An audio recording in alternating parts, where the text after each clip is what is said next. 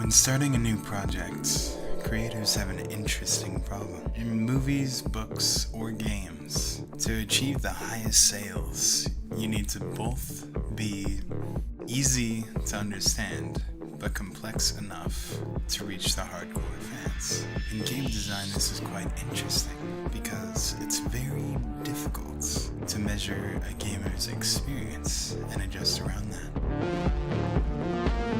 My name is Anembi, and this is Approachability.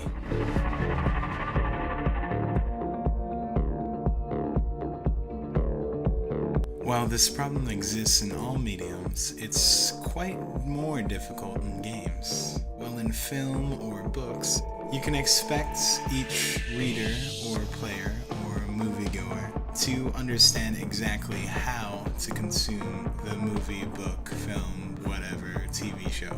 Games don't have that certainty. Before a player can even start to play the real game, you first need to teach them how to play. It's essentially like a pilot of a TV show. Developers need to establish a method, a rhythm, and an understanding of the entire goal in the very intro. Depending on the complexity of the game, this can be very difficult. A tutorial is a necessary part of every game, and failure to make a good tutorial can spoil the experience of everything else.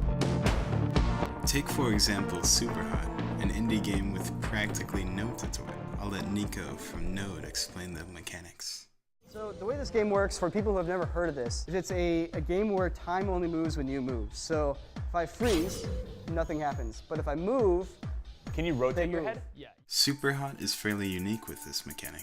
By giving control of time to the player, they also allow the player to move at their own pace, creating a seamless difficulty curve that scales no matter who plays it. Superhot was also able to take advantage of their educated fan base, and were able to assume that their fans would understand the majority of a first-person shooter.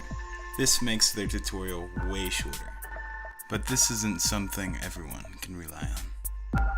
You ever wonder why when publishers release a new sequel, it's often much simpler? While it may seem dishonest, there's actually a very real reason why publishers do this. By simplifying the mechanics, they're actually able to draw in a new audience and kind of reinvigorate the game. By simplifying things and make the game more attractive to players who have not already tried the series. Perhaps you've heard of EVE Online or Dwarf Fortress. These are two games with very low approachability. The upfront complexity is difficult for new players, and for that reason they get a much smaller influx of new players.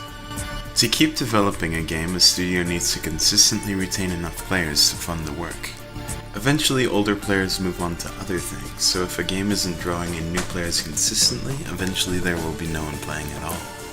Which is why drawing in new players and making sure your game is approachable is so important.